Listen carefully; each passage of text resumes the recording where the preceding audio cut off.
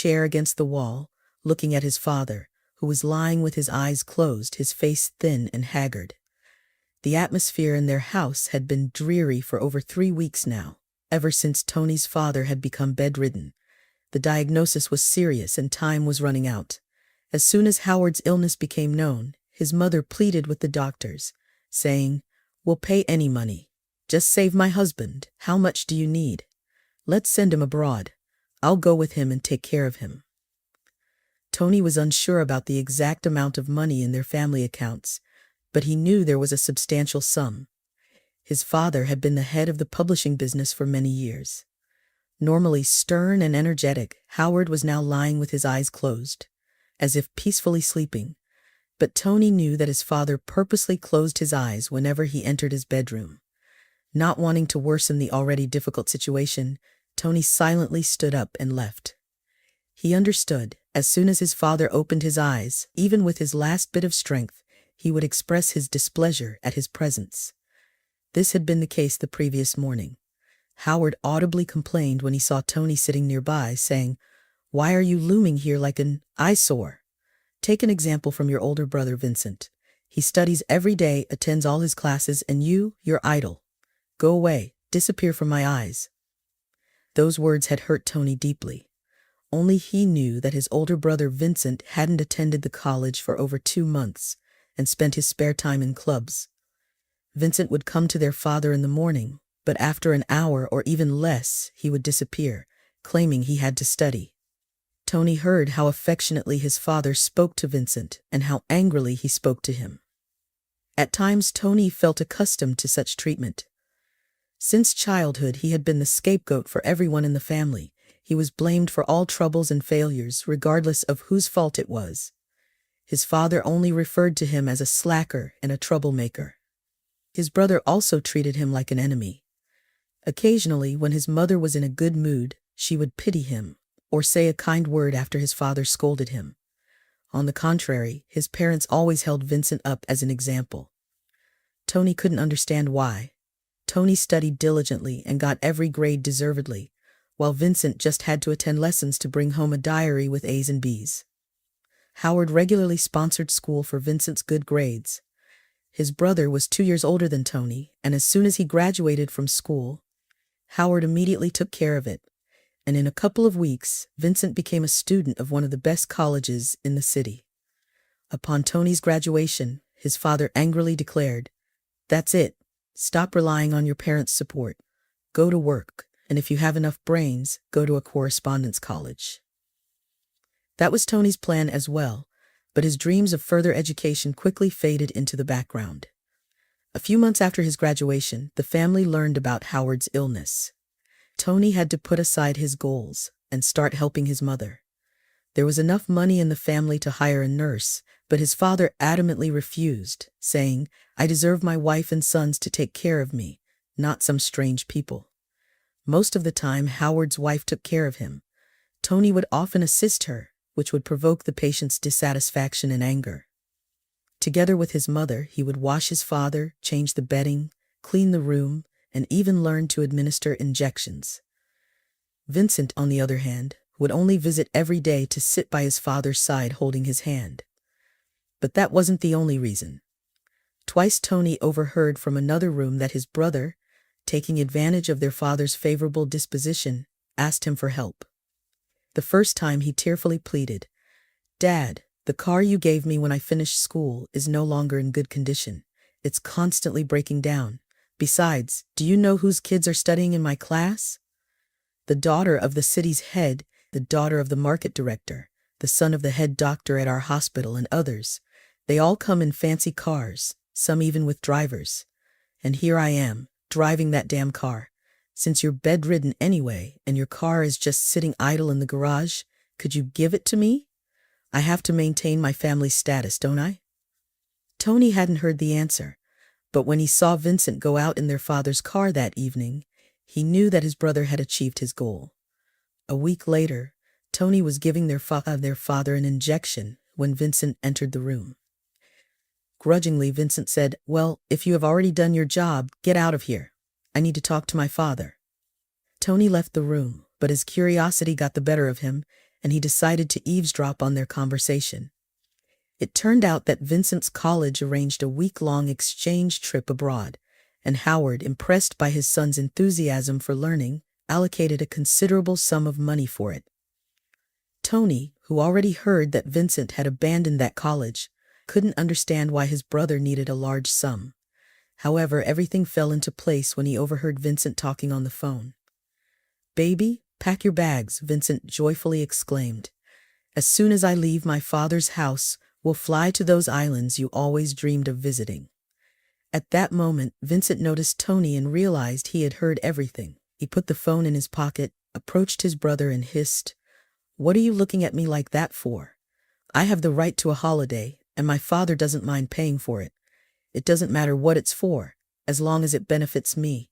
So don't you dare say a word. Go and change his diapers. Better." Tony was stunned by his brother's audacity. While their father lay dying in the next room, Vincent was planning a luxurious vacation on islands with his lover.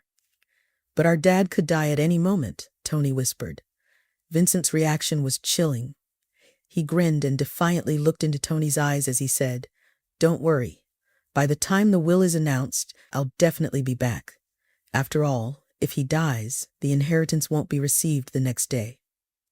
Leaving Tony in a state of confusion, Vincent turned and walked away. It was then that Tony realized that his brother had no genuine concern for their father's health. All the sadness and tears at their father's bedside were merely an act to secure the biggest share of the inheritance.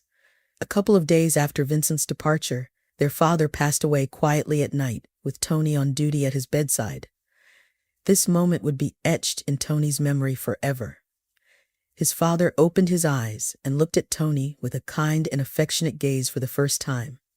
It was as if he wanted to say something, but after a few deep breaths, he fell silent. Tony immediately sensed that something terrible had happened. He woke up his mother, taking a sedative from the kitchen on the way, as she had been relying on them heavily lately. Sobs, farewells, and funerals followed. Throughout this time, Tony never left his mother's side, while Vincent continued to enjoy his leisure on the seashore, not bothering to return for the funeral. He only returned when several days had passed. He visited his father's grave only once, and that was at his mother's insistence. Life remained unchanged for him, and he even claimed to have more freedom of action. He could access cash in the safe without his father's approval, use his car whenever he wanted, and answer to no one. His mother didn't ask any questions. After her husband's death, she didn't care about such matters anymore. On the day of their father's scheduled will reading, all the family members were summoned by the notary. Vincent arrived in high spirits, smirking at Tony as if he already knew the content of the will. As for Tony, he had no illusions, but what he learned from the notary was beyond any expectations. Their father's real estate and movable assets had been divided completely, in his opinion unfairly.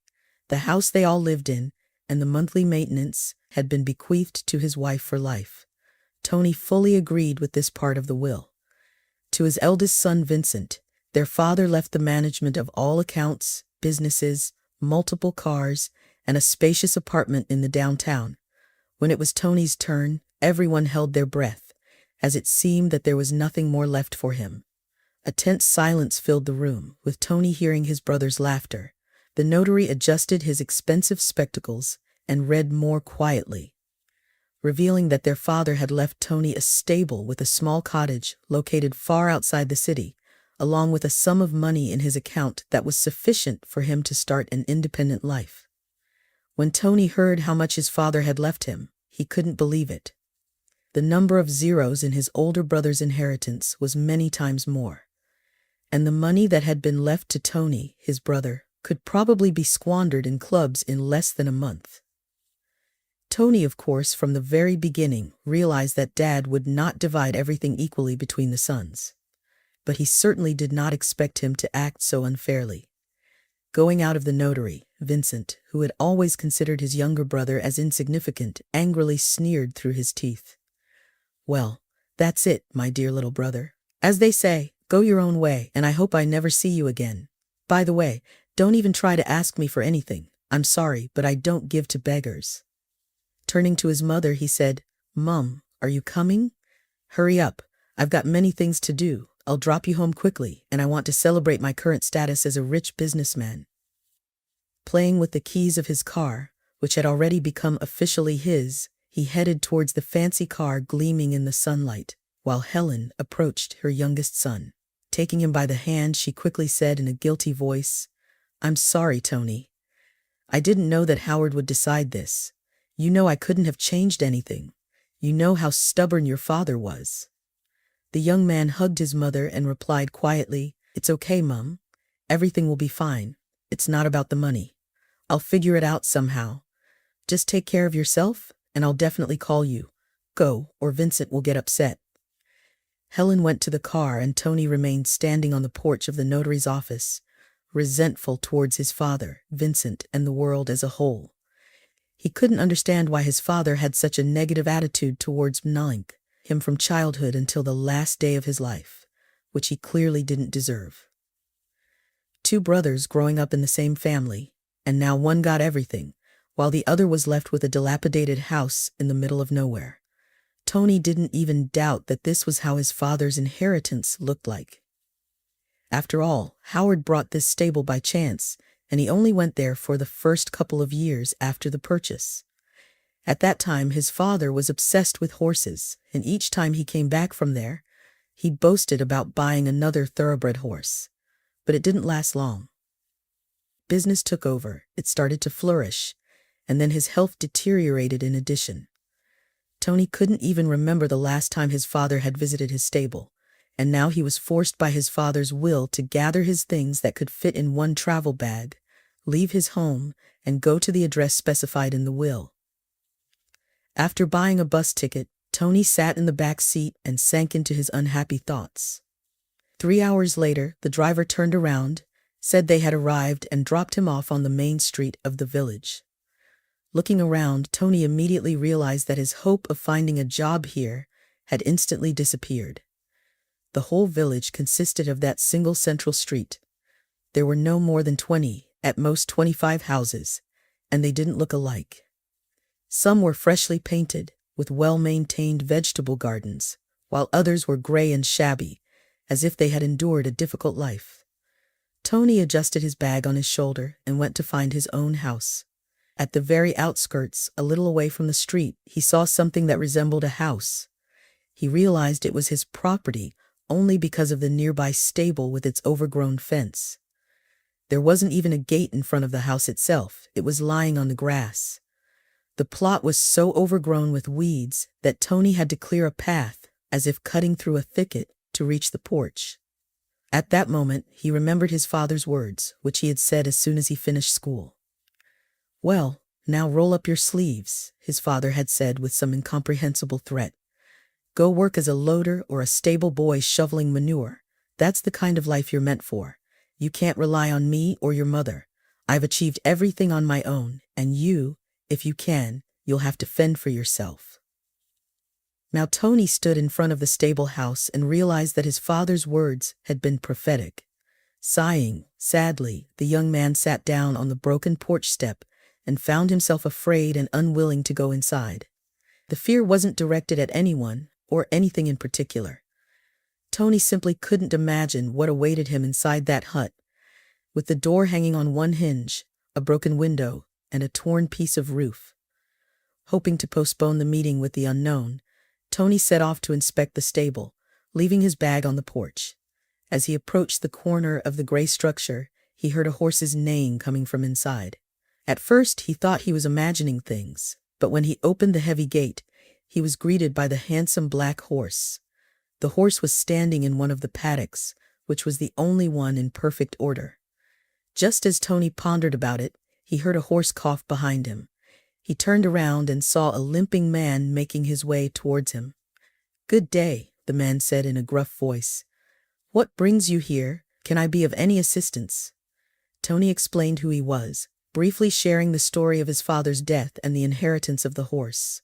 "Oh, I see," the man croaked. He suggested they continue their conversation outside and pointed to a log by the gate. As they sat down, Frank, as the limping man introduced himself, lighted up a cigarette and spoke. "Your father, when he bought this farm, visited for a while and bought some expensive horses. They were magnificent. You couldn't take your eyes off them. He hired workers to take care of the animals. That's when I got a job here, cleaning up manure and carrying water. Then your father stopped visiting his stable, probably when he fell ill. Instead, his assistant showed up, fired all the workers at once, and sold the horses. I remember thinking, why would your father sell everything if he loved horses so much? But that's how it turned out. Frank sighed as his cigarette burned out, then nodded towards the horse in the stall and continued. This one couldn't be sold right away, so he was left here. He's a young horse, but like me, he has a limp on one hoof. I felt sorry for the poor fellow and took care of him. You know, if you like, you can ask the blacksmith to take a look at him, maybe change the horseshoe, and the horse will improve. I don't know much about these things, but it seems to me that the horse is special, a thoroughbred, so to speak. Your father didn't just buy any horse.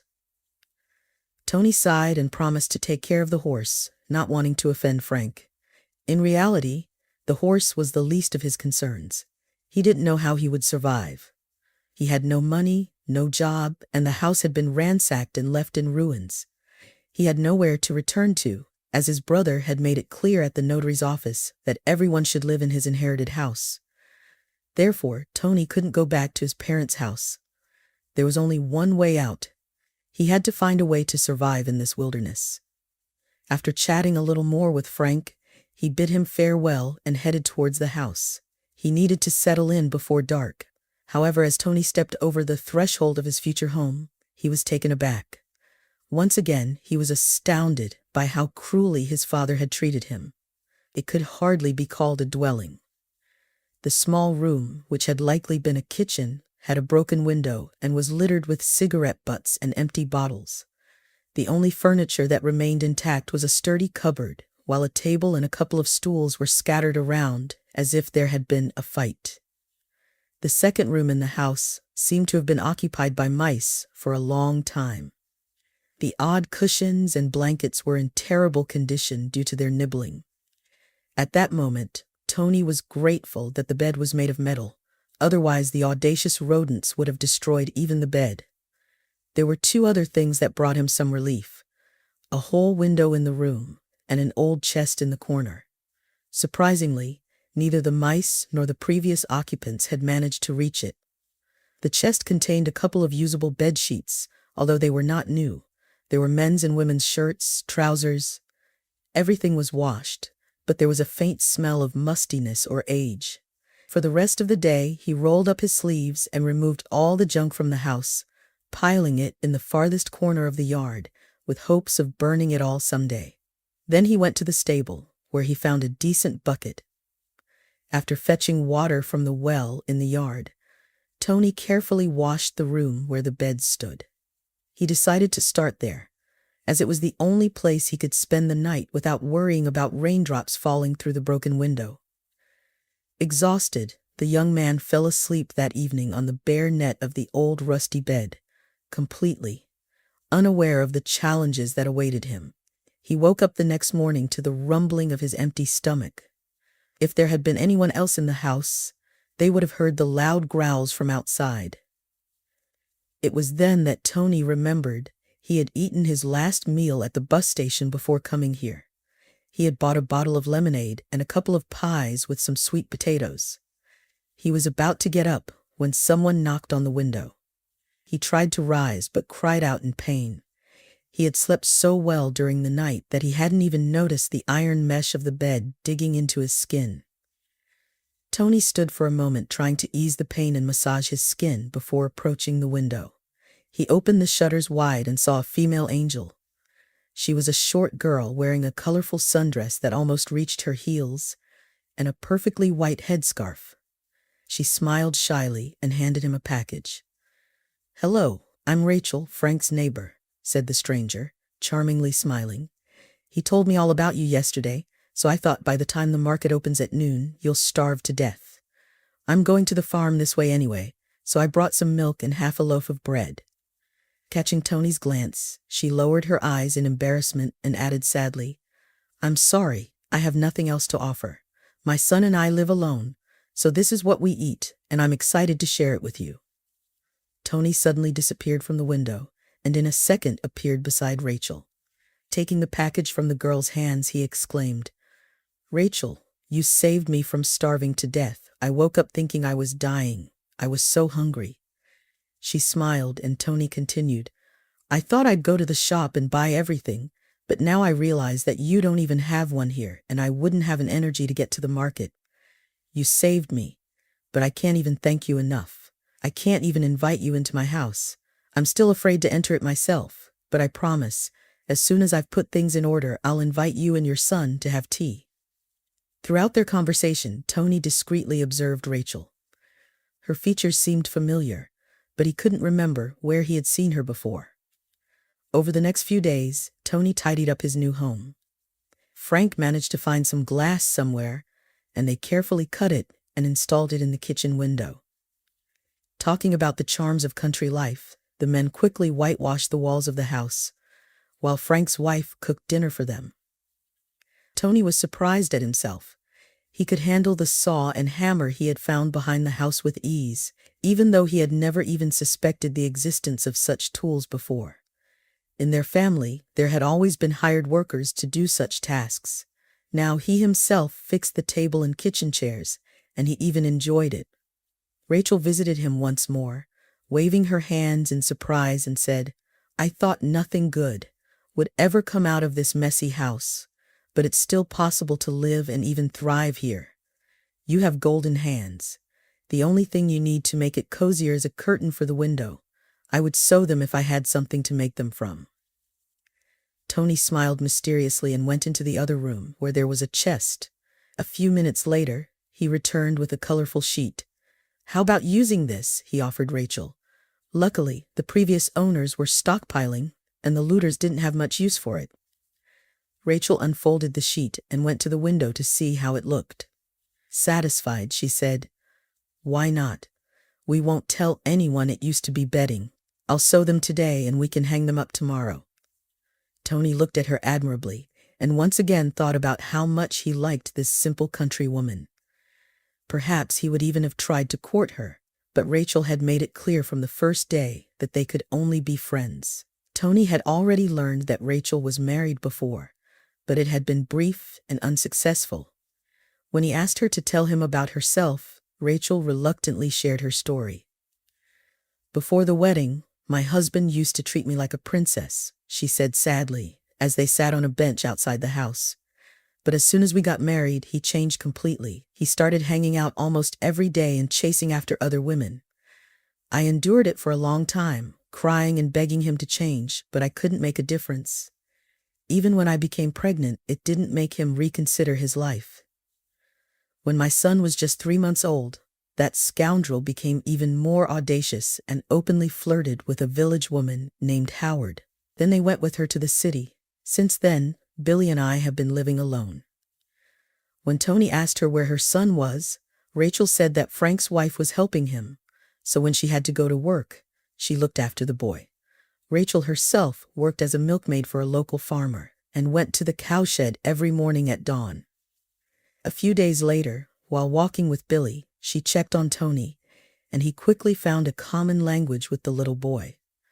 Tony was grateful to have met Rachel. Communicating with her was effortless. She often gave him gardening advice, explaining how and why to take care of the plants.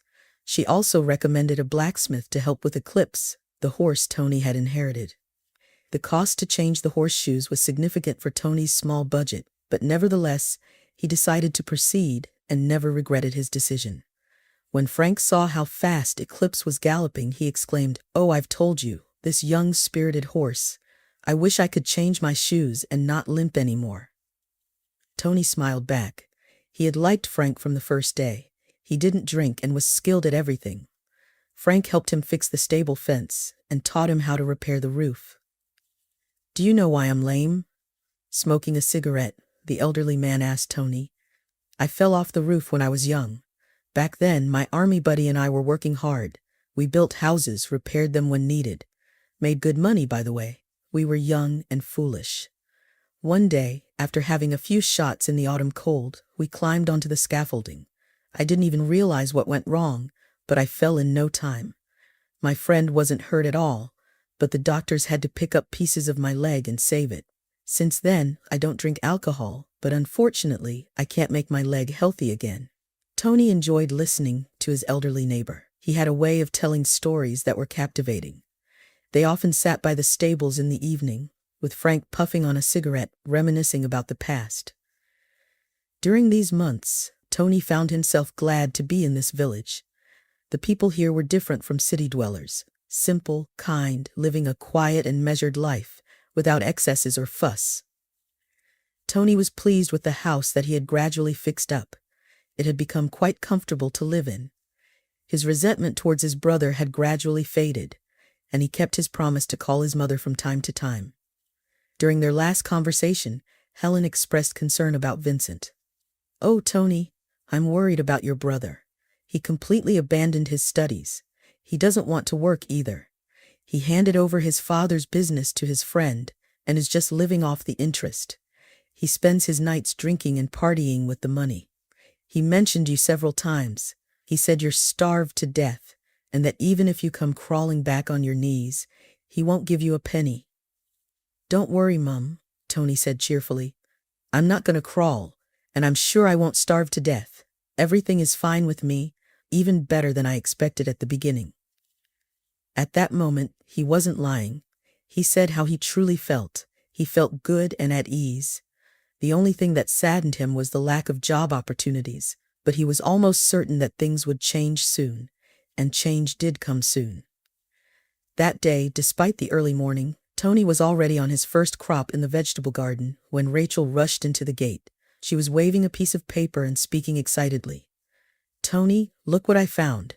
I went to the chief, to our farmer for his pay, and I saw this leaflet lying there. Read it quickly. It's an opportunity for you and Eclipse."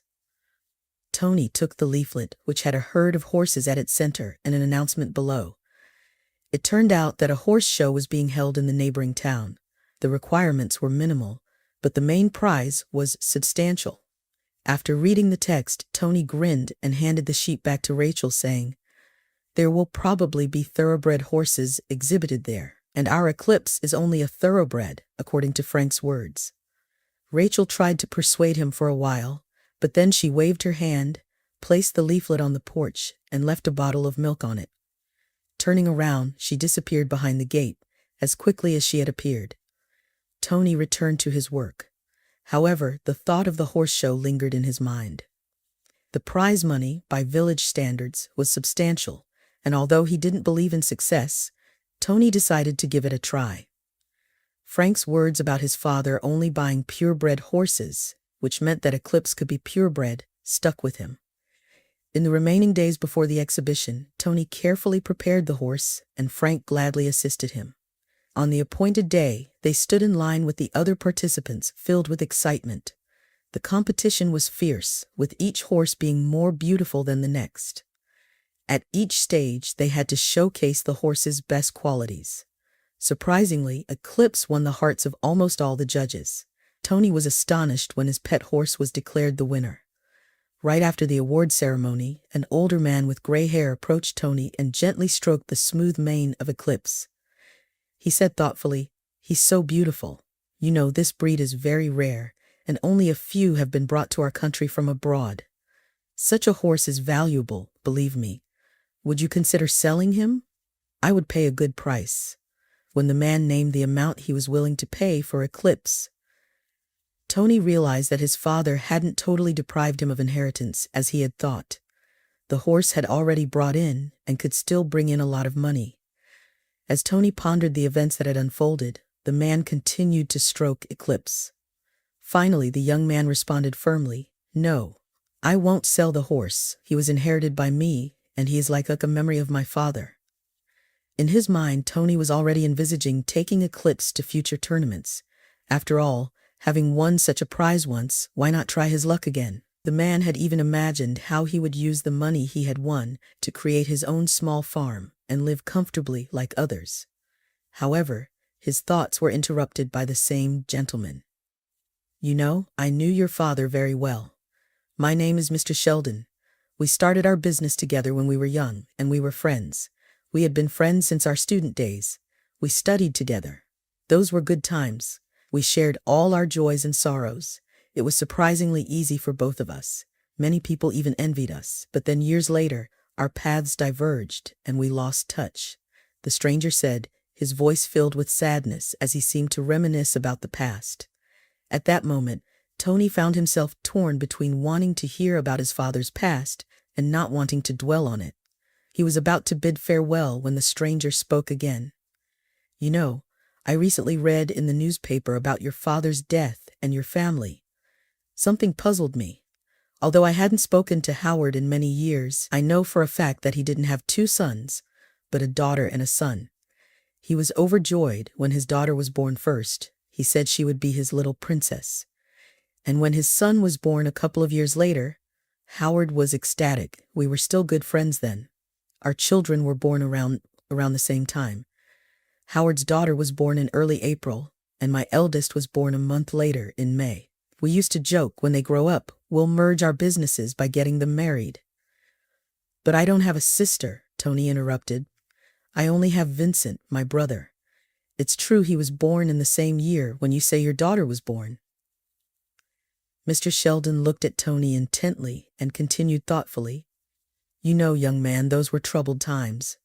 There were problems in business, among other things. Howard and his family disappeared from the city. No one really knew what happened. Suddenly your family vanished for a couple of years and then reappeared. But instead of a daughter, Howard had an older son. People gossiped, but eventually they moved on with their own lives, dealing with their own problems as best they could." After a moment of silence, the man turned his attention back to the horse, stroking its beauty. In a half-whisper, he spoke mysteriously to Tony. "But what confused me even more than the substitution of a daughter for a son was your father's attitude towards horses. You know, it intrigued me. From a young age, Howard adored horses and treated them like deities. He carefully selected each of his prized horses, knowing their pedigrees and providing them with ideal living conditions. When he returned, many of our mutual acquaintances noticed how much he had changed. At first, I didn't believe it, but when I saw the condition of his stables, I was shocked that your father had allowed them to fall into such disrepair." Tony listened intently, trying to make sense of it all.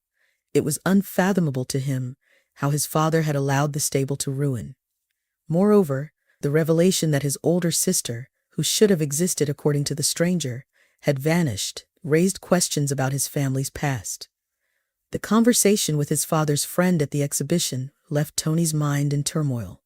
However, upon returning to the village, he became engrossed in new concerns, and the investigation into the mystery of his family would have to be postponed for another time. With the winnings he received thanks to Eclipse, Tony, with the help of Frank, his wife, and Rachel, set up a small farm. Though modest in scale, it provided him with enough to live comfortably. Rachel left her job with the farmer to join Tony, and while he tried to court her again, they realized that their relationship could only be one of friendship. But he was happy, and such a relationship was somehow easy for him with Rachel. Nearly a year had passed since Tony moved to the village, and he couldn't imagine how he had ever lived in the bustling, noisy, and wicked city. However, one day he received an unexpected call from his older brother. From the first moments of their conversation, Tony sensed that Vincent still harbored hatred for him and seemed to call solely to mock him. "Well, little brother, aren't you starving yet?" Vincent asked, and then, noticing the farm behind Tony through the video call, he continued in astonishment. "Have you been hired as a cattle farmer?" "Yeah, where else could someone like you find work?" When Tony informed Vincent that it was his own farm and stable, Vincent fell silent, abruptly cutting off his prepared speech. It was clear that his anger overflowed. Things had not turned out as he had hoped. Not only had Tony not starved to death, but he had also become a businessman, albeit in the village, and without million-dollar profits. Clearly, this fact pained the older brother so much that he decided to visit that very day, supposedly to check on him. Throughout this time, Tony couldn't shake the thought that he had an older sister somewhere. But then, who was Vincent to him? Tony concluded that his brother's arrival came at the right moment, as it presented an opportunity to collect material for a DNA test. He carefully took a cigarette butt left by Vincent in the ashtray, as well as the glass from which he had been drinking. Tony even managed to collect a few hairs from the headrest of the driver's seat while his brother inspected his possessions. Immediately after Vincent's departure, Tony went to the city and submitted all the necessary materials for the kinship test. He anxiously awaited the results, as it was a time filled with both excitement and agony. Tony had no idea what the test would reveal, but he was certain that there was some mystery involved. The DNA results indicated that Tony and Vincent were complete strangers to each other, having no trace of a familial relationship. Upon receiving the result, Tony sat down on a bench in the square in front of the clinic, staring at the document, unsure of what to do next. It was obvious that there was some well-thought-out machination, but it would be impossible to solve it on his own. After sitting for some time, Tony placed the result sheet into his inner pocket and headed to the nearest police station. There, the investigator listened attentively and suggested filing a detailed statement. At that moment, Tony had little faith that anyone would take up his case. He believed it would likely be shelved and eventually forgotten. To his surprise, just a few days later, he was summoned to the police station. In the investigator's office, Vincent was sitting anxiously, appearing much less confident than before. He seemed frightened and suddenly began whispering rapidly, as if afraid of not being able to relay everything in time. "Tony, what nonsense are they talking about? This man interrogated me for half an hour, asking if I knew any missing businessmen who were supposedly your parents. He claims that you're not my brother at all. It's ridiculous. We've always been together. He's questioning our mother right now." At that moment, Tony didn't believe Vincent, even though his brother's appearance clearly indicated that he was in shock upon hearing the news. Helen spent several hours with the Detective Shields. Tony grew concerned for her, as her health had noticeably declined after their father's death. When she emerged from the investigator's office into the corridor, it was alarming to see her. She looked as if she had aged another 10 years, with a stooped back, red eyes from crying, and a dull gaze. Ignoring her sons, the woman slowly staggered out, and the investigator invited Tony into the office. "My name is Detective Paul Shields. What a job you've given us," began the policeman, motioning for us to sit down. "You have no idea what happened. It turns out that your so-called parents are not your natural parents. This family worked for your real parents as servants, and these monsters have been planning their crime for a long time, jealous of your parents' wealth." The investigator took out his tape recorder and said, "Here, you can hear the whole thing for yourself. Your so-called mother, afraid of ending her life behind bars, confessed everything." The investigator went to sort out some folders in a cupboard against the wall, and Tony listened, not believing what was happening. "My husband and I were thinking at the time," said a familiar female voice from the dictaphone. "Why do they get everything and we get nothing? So my Howard set it up. He was clever. When the owners went somewhere, they sometimes asked Howard to drive them. This time he had to drive them again. At breakfast, he gave me some powder and told me to put it in the tea of both the owners, and after they left, to be ready in a couple of hours. He came back nervous, twitchy. He asked me to get all the kids in the car quickly. There were only 3 of them in the house, their daughter and son, and our son, Vincent. Without asking unnecessary questions, I did everything as ordered. And in a few hours we were far from the city where we lived. There, in a small hotel, Howard told me that there are no more our owners, and now will be instead of them. But of course it still required great effort, appearance and age. We were something like him, but the beauticians and plastic surgeons did some other things." The recording stopped halfway through, and in the ensuing silence, the investigator's voice came from behind him. "Oh damn, it's run out of power. She has been talking about their crime for so long. Sir, let me recharge it. Why don't I pour you some tea? You need time to adjust to this terrible truth." Handing Tony a cut glass, he said, "You sit closer and listen to it, plugged into the socket." Then Detective Shields continued to go through the documents in the cupboard, and Tony began to listen further. Howard thought everything out in advance, the false mother continued, and managed to take a lot of the money from the former owners. We rented a big house hundreds of kilometers from the town where we lived. Howard said we should wait some time. Then we found a village orphanage somewhere along the road where we were traveling. My husband said we couldn't get rid of both at once, it would be suspicious, and so they might ask. He made up a story that we were on a trip and our daughter died suddenly, so we adopted a boy to ease my maternal grief. When we returned sometime later, we had no difficulty in communicating with acquaintances, for we had been there for many years and knew well the habits and tastes of our hosts. Howard quickly entered the role and easily got into the image of the host. And we would have lived like that if you didn't dig. The voice in the dictaphone sighed and fell silent. Detective Shields went to the table and pressed the off button. Touching Tony's shoulder, he said, "Hang in there. I understand it's hard to find out that the people you thought were your parents are not parents but murderers. But the main thing is that you found out that you have a sister. I think we'll try to find her." Tony, who had been in a sort of stupor all this time, seemed to come to his senses, and raising his eyes to Detective Shields, he pleaded, "Please, help me find her. After all, she is the only person in the whole world who is really dear to me." He would have started the search himself, but he didn't know where to start, so he decided to wait, leaving it entirely to the police. Every day, his thoughts returned to what he had heard in the investigator's office. A little over a fortnight had passed. During that time, he didn't see his brother or his so-called mother again. One morning, while he and Frank were cleaning the stable, Detective Shields appeared on the doorstep. "Hello, everyone," he began in a cheerful voice and continued, "I have good news for you. Tony, why don't you make me some tea? I'll tell you everything I've learned about your sister." Tony's pitchfork nearly fell out of his hand. He was afraid to hear that his sister, as well as his parents, were gone. However, looking at the cheerful policeman, he calmed down. It was clear that he had come with good news. Setting down his instrument, he invited the guest into the house. It turned out that Tony's sister had been adopted by a childless couple many years ago, after being placed in an orphanage.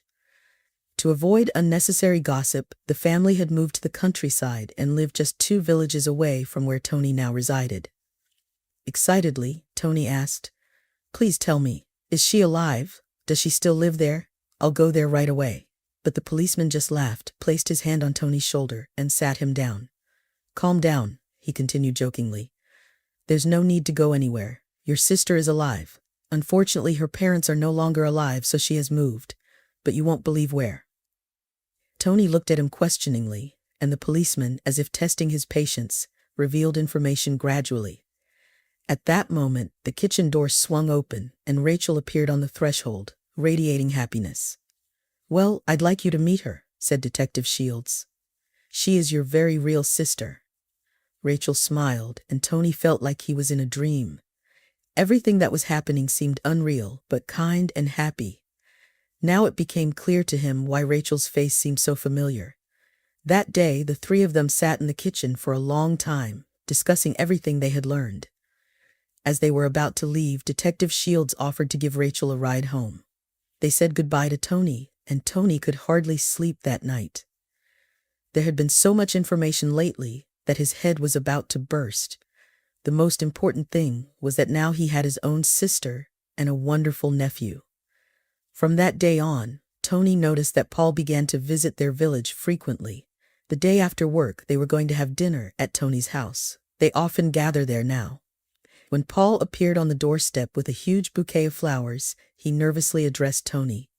"Here's the thing, I have fallen in love and want to marry Rachel." "Rachel has already given her consent." Tony put on a serious expression and then, barely restraining a smile, said, "Of course I don't mind, but according to tradition, the eldest members of the family have to arrange their private lives first." Saying this, he approached the woman standing at the stove, embraced her, and whispered quietly, "You agree to be my wife, don't you?" Tony had been in love with Danielle, a veterinarian who had come to examine Eclipse for 3 months already. He took great care of his horse, considering it a talisman of happiness. He had also met Danielle thanks to Eclipse. During all this time, Tony had been planning to propose to Danielle, but couldn't muster the courage. Now he thought it was the perfect moment. That evening, the small house felt especially warm in the cozy kitchen, and a month later they had a lively village wedding. After the wedding, everyone decided to stay and live in the village. Tony received the inheritance that had been misappropriated by Vincent and his mother. But instead of returning to the city, he sold everything and expanded his farm, giving half of it to his sister. He learned from Paul that his unmarried mother had moved in with Vincent, who, left without money, had been living on odd jobs and drinking. However, Tony was not interested in this at all. He became the happiest man, loving his sister, adoring his wife, and eagerly preparing to become a father. And for all of this, he was grateful to Eclipse.